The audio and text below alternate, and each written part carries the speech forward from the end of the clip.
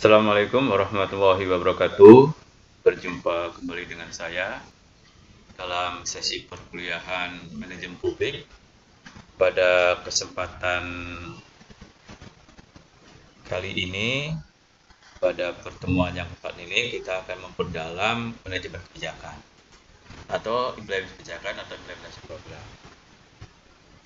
Seperti kita sudah bahas pada pertemuan sebelumnya, gitu ya, bagaimana manajemen kebijakan itu, ya, seperti apa, gitu ya, langkah-langkahnya sebagai salah satu dari fungsi manajemen publik, sebagai salah satu fungsi dari manajemen publik. Nah, saya ulangi kembali, apa itu kebijakan, program. Sudah banyak mungkin yang mengartikan, mendefinisikan, memberikan pengertian tentang kebijakan. Nah, pada kesempatan ini apa sih kebijakan publik? Pada dasarnya kebijakan publik adalah keputusan pemerintah untuk memenuhi kebutuhan atau memecahkan masalah masyarakat, pemerintah, dan negara. Jadi bisa saja itu kebijakan itu apa yang dilakukan dan tidak dilakukan oleh pemerintah, tapi kerangkanya tetap keputusan pemerintah ya. Dilakukan keputusan pemerintah, tidak dilakukan keputusan pemerintah. Nah, demikian juga kerangkanya tetap dalam rangka memenuhi kebutuhan masyarakat, kebutuhan pemerintah dan negara, atau memecahkan masalah masyarakat, pemerintah dan negara. Nah, klasifikasi kebijakan mungkin pakar lain banyak juga yang mengklasifikasikan kebijakan itu. Namun pada perkuliahan kali ini kebijakan publik itu dapat dibagi menjadi kebijakan dasar, kebijakan umum, dan kebijakan teknis. Kalau kita lihat sebenarnya kebijakan itu untuk apa sih? Ya, di samping untuk tadi memecahkan masalah, masalahnya apa ya? Masalah di dalam kerangka kita arahnya itu mencapai cita-cita dan tujuan nasional. Jadi kalau menyimpang dari atau bergeser dari cita-cita dan tujuan nasional berarti itu masalah, gitu ya. Ya, pada dasarnya cita-cita dan tujuan nasional itu adalah kebutuhan masyarakat, kebutuhan pemerintahan, kebutuhan negara. Apa sih cita-cita nasional itu? Nah, kalau kita bicara tentang cita-cita nasional, maka kita rujukan resminya negara adalah pembukaan Undang-Undang Dasar 45, yaitu cita-cita nasional itu adalah merdeka, bersatu, berdaulat, adil, dan makmur. Merdeka ya secara politik lepas dari penjajahan. Kita sudah merdeka itu ya. Tapi merdeka secara ekonomi mungkin ada yang sudah merdeka gitu, ada yang belum gitu ya. Bersatu ini pun menjadi persoalan juga. Bersatu biasanya kalau kita menghadapi musuh bersama nampaknya kita bersatu, tapi kalau sudah dalam keadaan merdeka, tidak ada musuh bersama, bahkan anak bangsa lain pun dianggap musuh juga ya.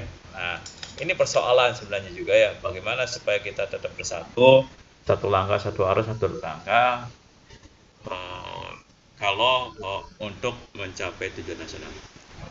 Berdaulat. Nah, ini berdaulat dalam pengertian negara tentu saja berarti baik ke dalam maupun keluar. Nah, ini ya. Ke dalam kedaulatan itu dalam daulat manakala negara ini, pemerintah ini setiap peraturan perundang-undangannya gitu ya dilaksanakan, ya setiap kebijakannya dituruti gitu ya. Tentu saja ketika membuat peraturan dan kebijakannya itu harus partisipatif juga ya, supaya dilaksanakan dan dituruti. Jangan sampai tidak partisipatif sehingga merasa anak bangsa yang lain tidak menjadi bagian dari kebijakan atau peraturan itu. Nah, peraturan dari luar berarti kita itu eksistensi negara kita tidak diakui oleh negara lain gitu ya. Terutama juga berkaitan dengan peraturan-peraturannya itu harus menghormati apa yang menjadi hukum nasional kita. Itu berdaulat. Lalu kita bicara adil dan makmur. Nah, adil berarti secara profesional harus menghasilkan keadilan. Ya, artinya misalnya ya orang yang bekerja keras, ya tentu saja harus mendapatkan adil kalau misalkan dia mendapatkan hasil yang banyak. Tapi kalau orang yang leha-leha jangan gitu ya, jangan mendapatkan yang banyak gitu. Misalnya kalau pembagian kue pembangunan gitu ya, orang yang kerjanya hanya santai gitu, kerja 4 jam sehari, harusnya mendapatkan lebih sedikit dari kerja yang 8 jam atau 12 jam bahkan 16 jam sehari. Nah ini masih banyak kita yang contoh-contoh semacam itu. Dan makmur kemarin Pak Laudinawi mudah mendapatkan sesuatunya. Nah, apa tujuan nasional? Sama tujuan nasional pun kita rujukannya itu pembukaan Undang-Undang Dasar tahun 45. Apa itu tujuan nasional? Ada 4. Ya, saya copy paste saja tidak berdasarkan pembukaan Undang-Undang Dasar tahun 45. Apa itu tujuan nasional? Melindungi segenap bangsa Indonesia dan seluruh tumpah darah Indonesia, memajukan kesejahteraan umum, mencerdaskan hidup bangsa, dan ikut serta melaksanakan ketertiban dunia yang berdasarkan kemerdekaan, perdamaian abadi, dan keadilan. Nah, ini arah kebijakan publik itu ke sana arahnya ya. Nah, bagaimana itu bentuk-bentuk dari kebijakan publik itu setelah tadi klasifikasinya ada kebijakan dasar. Nah, ini kebijakan dasar itu sebenarnya apa yang tertuang di dalam Undang-Undang Dasar 45 dan Ketetapan MPR. Nah, sekarang kan Ketetapan MPR tidak lagi keluar, tapi masih ada Ketetapan MPR yang masih berlaku gitu ya. Makanya menjadi kebijakan dasar. Nah, misalnya ini tentang apa yang diatur, misalnya tentang pendidikan, bahwa setiap warga negara berhak mendapatkan pendidikan, pasal 31. Nah, ini menjadi kebijakan dasar, ya, menjadi kebijakan dasar. Lalu ada kebijakan umum yang tertuang di dalam undang-undang, peraturan pemerintah pengganti undang-undang, peraturan pemerintah, peraturan presiden, atau perda, peraturan daerah itu kadang-kadang juga bisa menjadi kebijakan umum gitu ya.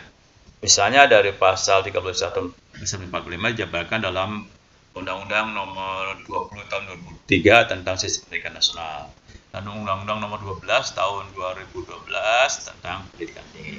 Yang pada intinya biasanya di dalam pendidikan itu ada 4 ya, ada 4 kebijakan umum itu. Pertama yaitu tentang pemerataan pendidikan, penerapan atau untuk mendapatkan akses kepada pendidikan. Nah, ini kebijakan umumnya itu ya. Lalu peningkatan mutu biasanya mutu ya. Lalu yang ketiga itu biasanya link and match gitu ya. Jadi relevansi gitu ya, apa yang dilakukan oleh dunia pendidikan dengan dunia kerja atau dunia kehidupan bermasyarakat, berbangsa, bernegara. Nah, yang keempat biasanya berkaitan dengan manajemen pendidikan, ya, yang efektif dan efisien. Apalagi sekarang kita mungkin bukan efisien, tapi yang tata kelolanya itu yang good governance ya.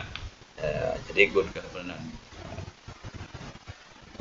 management gitu ya. Nah, jadi 4 itu sebenarnya kebijakan umum itu yang dikembangkan oleh pendidikan Indonesia dalam rangka menjabarkan kebijakan dasar tadi. Nah, kebijakan teknis dari undang-undang tentang pendidikan dapat diimplementasikan ke dalam beberapa program. Ya, misalnya ada program wajib 9 tahun, ada program beasiswa, ada sertifikasi guru dan dosen, ada pembangunan sekolah baru, ruang kelas baru gitu ya. Itu merupakan program-program. Jadi jelas itu tata urutannya itu ya. Kebijakan itu.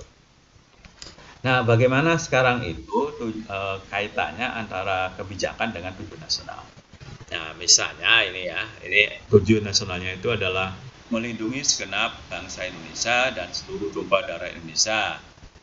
Nah, ya tentu saja nantinya itu misalkan pembuatan undang-undang tentang TNI, pembuatan undang-undang tentang Polri misalnya gitu ya. Tapi kalau secara teknis biasanya ada program perlindungan DKI. Nah, Mas, berarti program penertiban KK. KK juga termasuk kartu keluarga, gitu. Termasuk dalam rangka melindungi segala macam modern Indonesia.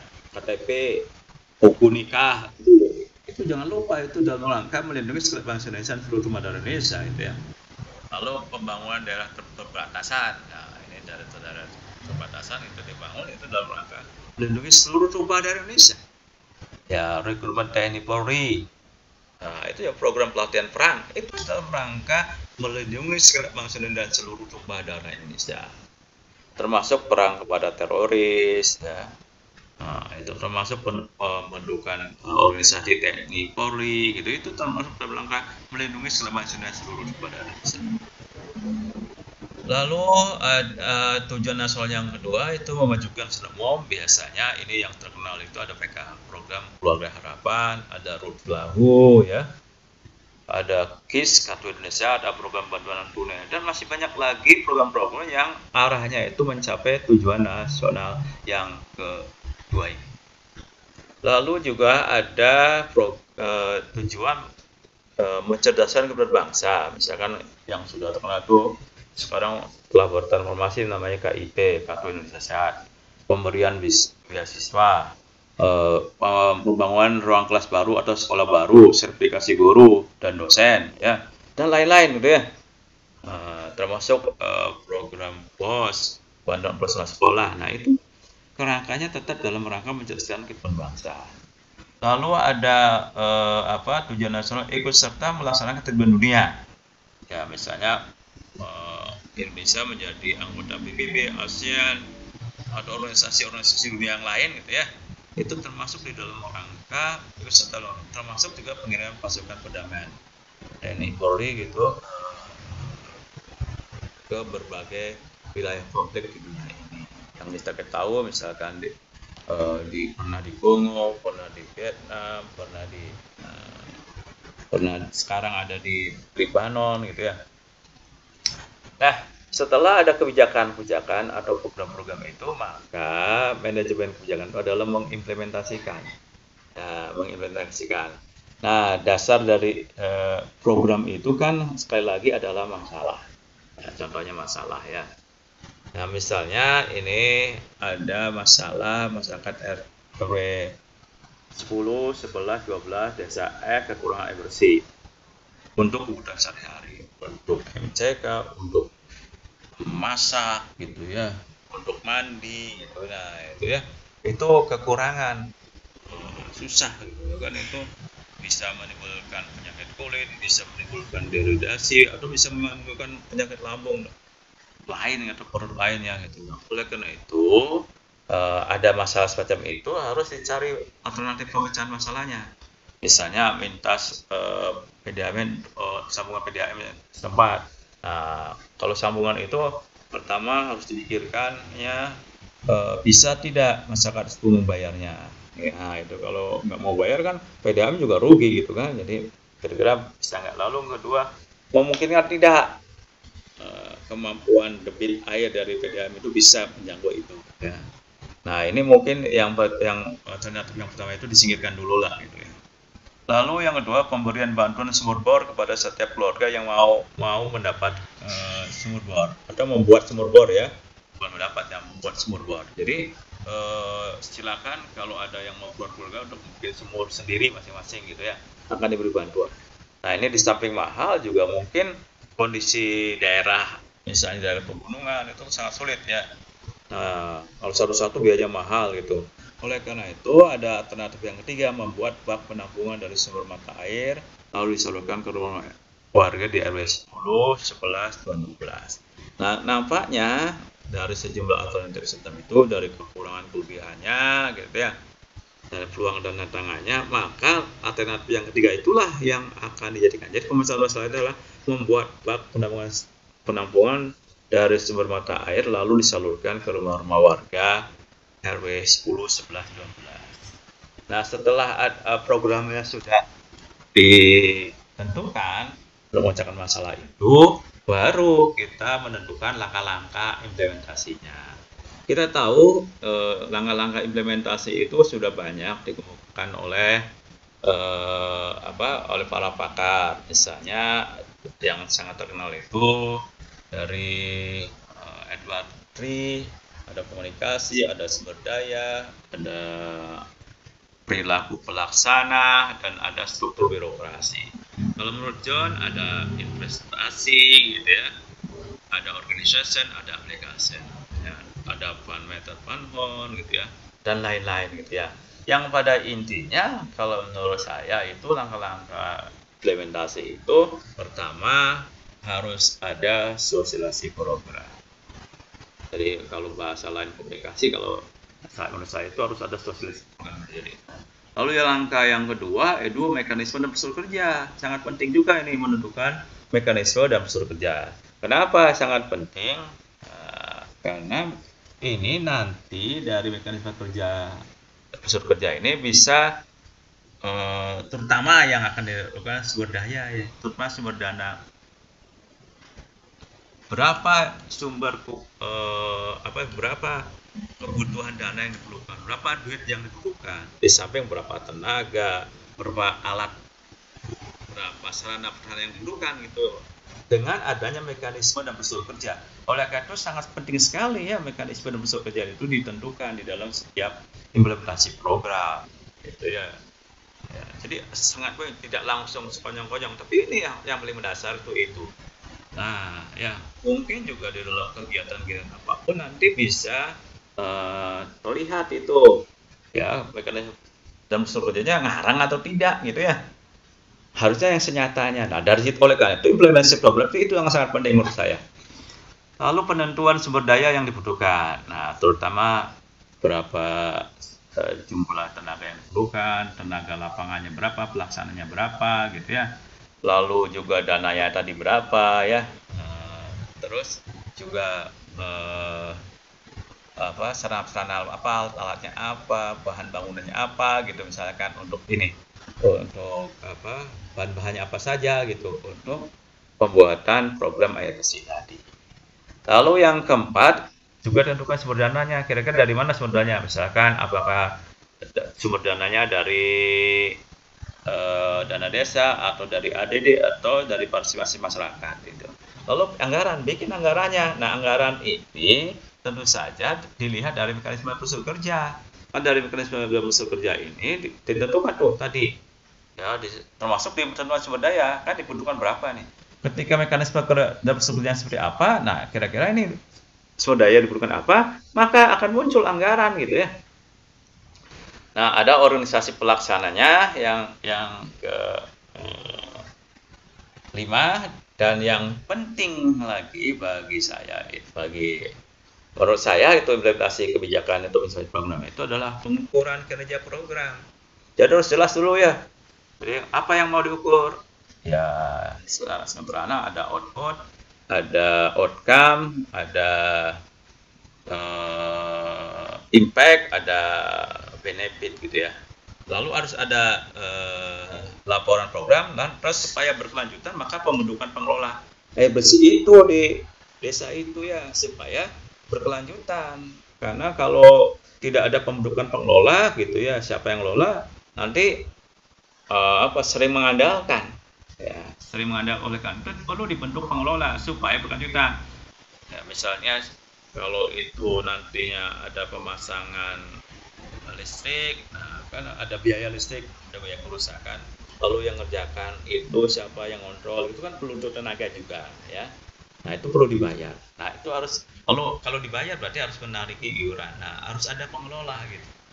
Nah, itu saya kira langkah-langkah implementasi kebijakan menurut saya itu minimal ada langkah. Biarlah orang pakar lain mengatakan ada 3, ada 4, tapi menurut saya itu ada minimal supaya program itu berkelanjutan, itu minimal ada. Nah, mari kita bahas satu persatu mengenai sosialisasi program. Nah, sosialisasi program.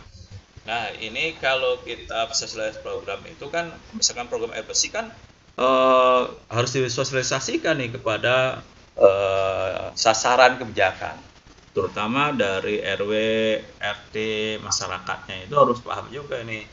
Ya. Nah, oleh karena itu harus ditentukan waktu pelaksanaan, tempat pelaksanaan, narasumber acara, dan anggarannya. Tentu saja ada anggarannya juga ya. Nah, apa yang acaranya itu apa yang mau dibicarakan ya? Ya tentu saja supaya persepsi yang sama mengenai program air bersih itu ya. Biaya awal dari mana kan gitu ya. Lalu anggaran benar atau tidak, alat-alat yang dibutuhkan apa saja. Nanti ke depannya seperti apa, tanggung jawab masing-masing penerimaan manfaat sasaran program tersebut. Nah, ini juga perlu disosialisasikan itu sehingga mendapatkan dukungan dari warga yang kena sasaran program itu. Nah, ini sosialis program itu ke sana arahnya. Nah, mekanisme dan prosedur kerja ya urut-urutan bagaimana pengerjaannya. Misalkan pertama kan sosialisasi program tadi ya yang pertama itu. Lalu pembuatan rancangan pembuatan bak penampungan air bersih dan penyaluran ke rumah-rumah. Seperti apa ya? Baknya seperti apa, bahannya dari apa saja kan gitu. Besarnya seperti apa, lalu listriknya dipasang di mana, lalu ke rumah-rumah penduduk itu seperti apa dibangunnya gitu ya. Apakah memberikan pipanya berapa pipa yang dibutuhkan, antara pipa yang rumah paling dekat dengan paling jauh, apakah biaya sambungannya wajib biaya sambungan atau yang untuk pertama mah dana partisipasi saja semuanya nyumbang dan dana dari desa berupa dana desa atau dana ADD atau sumbangan yang lain gitu ya. Lalu penentuan alat dan bahan, nah itu juga perlu tadi seperti semen berapa, batu bata berapa, kalau toren seperti apa gitu, kabel-kabel untuk mesin pompanya seperti apa gitu. Nah itu kan perlu semuanya, termasuk pipa ke dalam kerannya semua itu dihitung semua lah gitu ya, lem segala macam dihitung semua sehingga ketahuan nih berapa jumlah yang dibutuhkan. Lalu penentuan pelaksanaan pekerjaan. Nah, ini kira-kira pelaksanaan pekerjaan berapa hari ini ya. Lalu membutuhkan orang berapa. Nah, lalu per hari berapa kan gitu. Nah, lebih enak kan gitu loh. Nah, baru dari situlah akan dibuat pembuatan anggaran. Kira-kira buat anggarannya, jangan buat anggaran dulu ya, tapi dihitung dulu dari sosialisasi sampai ke tadi penentuan pelaksanaan pekerjaan. Lalu baru pelaksanaan pekerjaannya gitu. Lalu ada pengukuran kerja program, pembuatan laporan, dan pembentukan organisasi pengelola air bersih, gitu ya. Nah, sumber daya tadi peralatan, bahan, informasi pengetahuan, harus juga itu sumber daya, informasi pengetahuan bagaimana cara membuat yang terbaik program air bersih ini, penampungan dan salurannya yang terbaik. Jangan sampai asal-asalan aja, gitu ya. Walaupun mungkin pengetahuan ini tidak butuh bayaran kan, atau mungkin butuh bayaran tadi karena harus orang yang rancang gitu, lalu manusianya tadi, pelaksananya tadi, lalu dananya gitu ya. Nah, termasuk sumber dananya. Lalu sumber dana dan anggaran, misalkan sumber dana tadi sudah saya sebutkan ada dana desa dan masyarakat. Nah itu ya. Lalu anggaran seperti apa ya tadi, mulai sosialisasi yang dengan anggaran berapa, pembelian bahan berapa, penggunaan alat berapa, ongkos kerja berapa, selek makan apa, honorarium pelaksana, panitia pelaksana lah gitu dah. Ya kalau bila perlu dibilang, lalu biaya terjun. Nah jumlahnya berapa? Jelas ini. Jadi apa yang dilakukan di dalam mekanisme kerja itu dibentuk dalam anggaran tersebut. Nah organisasi pelaksana ya tentu saja nih penanggung jawab, misalnya kepala desa, ketua pelaksananya, apakah mau dari sekretaris desa atau kasih apa, atau dari masyarakat umum saja dipilih gitu, sekretarisnya siapa gitu ya, lalu siapa, seksi sosialisasi siapa, seksi pembangunan siapa, seksi pembentukan pengelola air siapa. Jadi ada memiliki, atau mungkin ditambah lagi gitu ya, jangan terlalu banyak tapi nanti biaya ini membengkak gitu ya. Nah yang sangat penting lagi di dalam langkah-langkah implementasi adalah pengukuran kerja. Pengukuran kerja itu ada output gitu ya. Outputnya apa? Nah, kalau dulu biasanya kinerja itu hanya output ya. Nah, tapi sekarang itu ada minimal ada 4 lah, ada outcome, ada impact, ada benefit. Jadi outputnya jelas ada terukur. Misalnya terselesaikannya program pengelolaan air bersih dengan anggaran yang bertanggungjawab. Maksudnya begini ya. Bak penampung sudah ada, listrik sudah ada, aliran listrik ke sana ada. saluran-saluran pipa-pipa itu sudah tersambung ke rumah-rumah, ada kerannya, ada meterannya gitu. Nah, itu semua harus diselesaikan. Lalu berapa biayanya dipertanggungjawabkan? Itulah yang namanya output. Nah, itu ya. Jadi itu yang namanya output ya. Nggak usah diulang lagi, tapi diputar ulang aja lah gitu ya kalau ini mah ya. Lalu yang kedua outcome. Nah, outcome itu adanya sarana air bersih yang tersambung ke rumah-rumah. Nah, itu sudah outcome itu ya. Kalau sudah ngalir air bersihnya ke rumah-rumah, itu outcome. Nah, kalau misalkan terpasang tapi tidak ngalir gitu ya, ya bukan masih output gitu ya. Nah, itu. Lalu impact. Apa impactnya? Warga mendapatkan air bersih. Nah, itu baru kalau mendapatkan air bersih gitu ya. Kalau airnya masih kotor ya tidak mendapatkan impact apa-apa gitu, karena mungkin nggak dipakai. Lalu benefit warga menjadi lebih sehat gitu ya. Nah, itu tentang pengukuran kinerja. Jadi setiap program itu jelas pengukuran kinerjanya. Nah, laporan program tentu saja ini juga harus dibikin setiap ini sebagai bentuk laporan pertanggungjawaban ya. Panitia pelaksana itu ada pendahuluan atau laporan kita, ada laporan penutup. Ini cukup sederhana itulah. Lalu organisasi pengelola untuk air bersih selanjutnya. Nah, kita tentukan siapa itu: kepala, bendahara, petugas instansi air bersih, petugas pencatat meteran, petugas loket pembayaran. Saya kira itu saja sederhana ya, sesingkat mungkin gitu ya, sesederhana mungkin. Nah, nanti kan apa tupoksinya apa ya, honornya berapa gitu, lalu baru pemilihan kan gitu. Pemilihannya seperti apa gitu ya, dilakukan itu oleh pelaksana program tadi gitu ya. Nah, itulah sebenarnya yang sangat penting di dalam implementasi program atau implementasi kebijakan. Saya kira itu yang bisa saya sampaikan. Terima kasih. Assalamualaikum warahmatullahi wabarakatuh. Salam sejahtera buat kita.